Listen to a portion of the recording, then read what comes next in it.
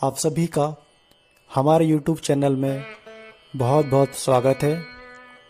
आप हमारे चैनल को सब्सक्राइब कीजिए और बेल आइकन के बटन को प्रेस कीजिए। शुरू करते हैं शिव पुराण के 7वें अध्याय की कथा।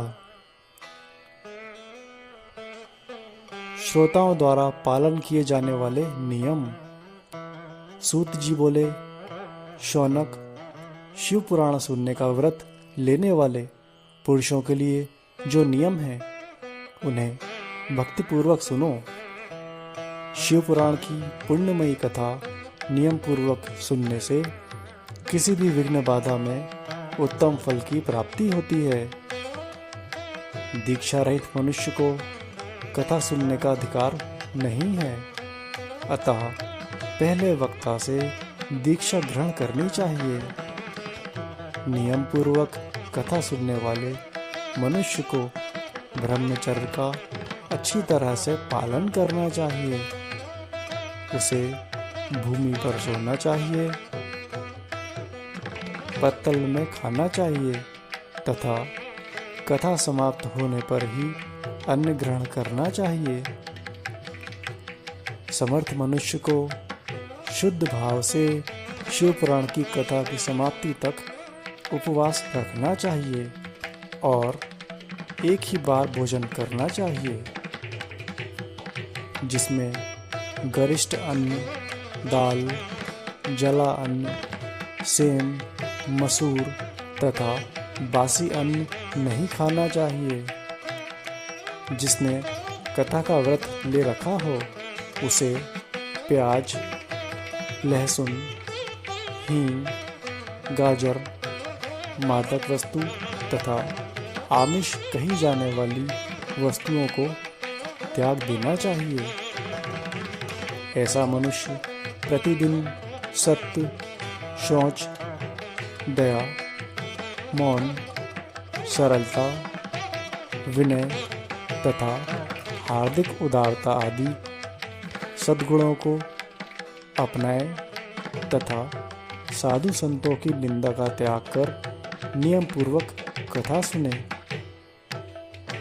सकाम मनुष्य इस कथा के प्रभाव से अपनी अभीष्ट कामना प्राप्त करता है और निष्काम मोक्ष प्राप्त करता है। सभी स्त्री पुरुषों को विधि विधान से शिव पुराण की उत्तम कथा को सुनना चाहिए।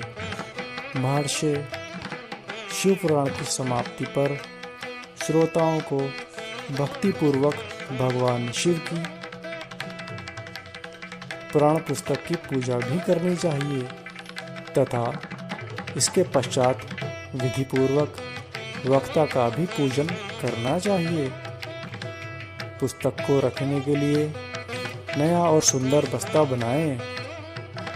पुस्तक व वक्ता की पूजा के उपरांत वक्ता की सहायता हेतु बुलाए गए पंडित का भी सत्कार करना चाहिए।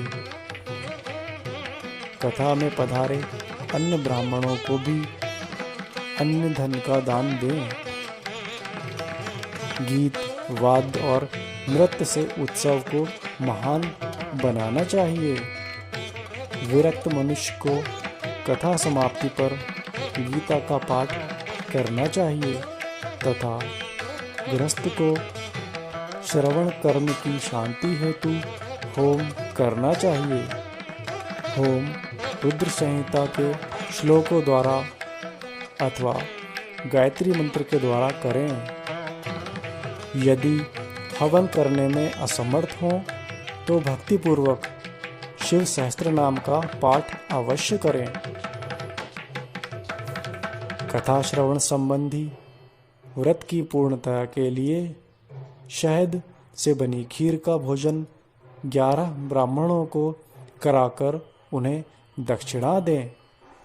समृद्ध मनुष्य 3 तोले सोने का एक सिंहासन बनाकर और उसके ऊपर लिखी अथवा लिखाई हुई शिव पुराण की लिखी पोथी विधि पूर्वक स्थापित करें तथा पूजा करके दक्षिणा चढ़ाएं।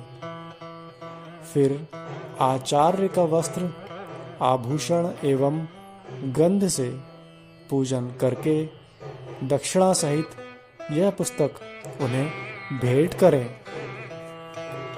शौनक इस पुराण के दान के प्रभाव से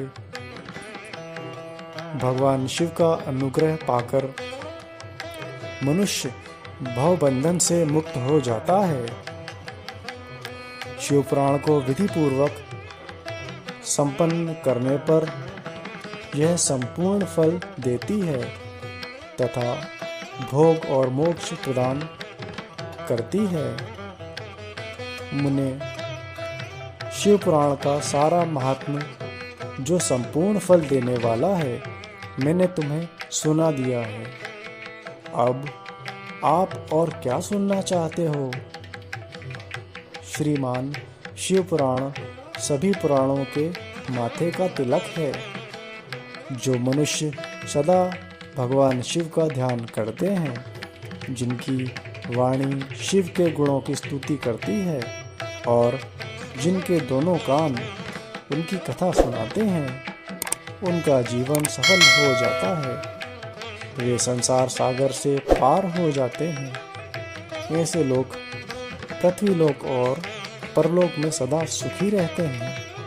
भगवान शिव के सच्चिदानंदमय स्वरूप का स्पर्श पाकर ही समस्त प्रकार के कष्टों का निवारण हो जाता है। उनकी महिमा जगत के बाहर और भीतर दोनों जगह विद्यमान है। अतः उन आनंद रूप परम शिव की मैं शरण लेता हूँ।